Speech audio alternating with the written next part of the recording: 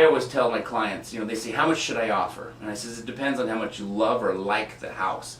So this is my personal advice, my personal opinion, what I literally do myself.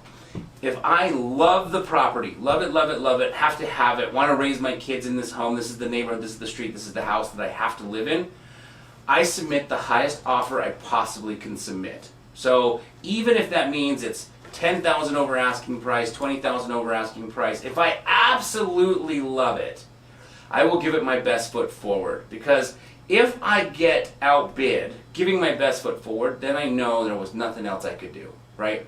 What you don't want to do is go, let's lowball them, and this is the house you have to have, you freaking love it, and you lowball them looking for a deal, and of course then I come along, or the guy that thinks like me comes along and gives his best foot forward and outbids you, and now you're going, dang it, we lost this house, and you could have offered $10,000, $15,000 more, but you just were trying to get a deal.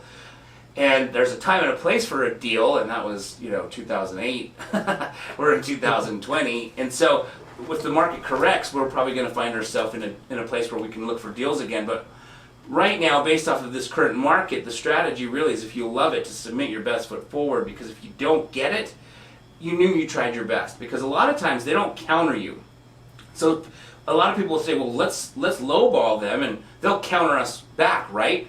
And then we can always go up.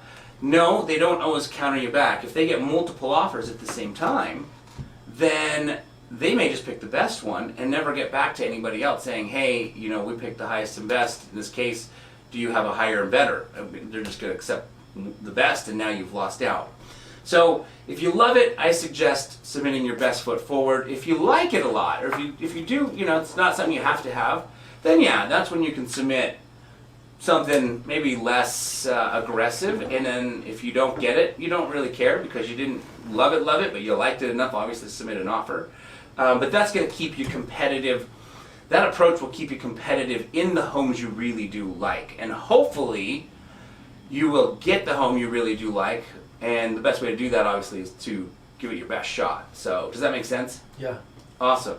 Okay, before we part ways, in case you have a dog or know someone else who does have a dog, I wanted to take a quick second to show you the snap leash. The snap leash can literally do so many things, and I'm going to share with you one of the many cool things that it can do. As you can see, the snap leash is designed with 2 swivel hooks, one on each end. This end has a cushion stitched into it to make it comfortable when walking your dog. Now, all you have to do is take this swivel hook, put it into this very first grommet, and now you've got your handle. Okay, so now let's imagine you're at the park and you want to secure your pet quickly, safely, and easily to a park bench, a tree, or a pole, because you just want to sit down and relax. Well, all you need to do is take this swivel hook, remove it from the very first grommet, wrap this leash around any size tree or pole or park bench, and put it into the appropriate grommet. And now you have secured your pet quickly, safely, and easily. And when it's time to head home, another great feature about the snap leash is you can simply wrap it around your waist for hands-free walking. Lastly, if you ever accidentally forget your waist bags at home, these grommets make a great place to fasten the waist bags so you never leave home without them. And if you want to see all of the other cool things that the snap leash can do, then please just click on the link below and find out why so many others are falling in love with the snap leash.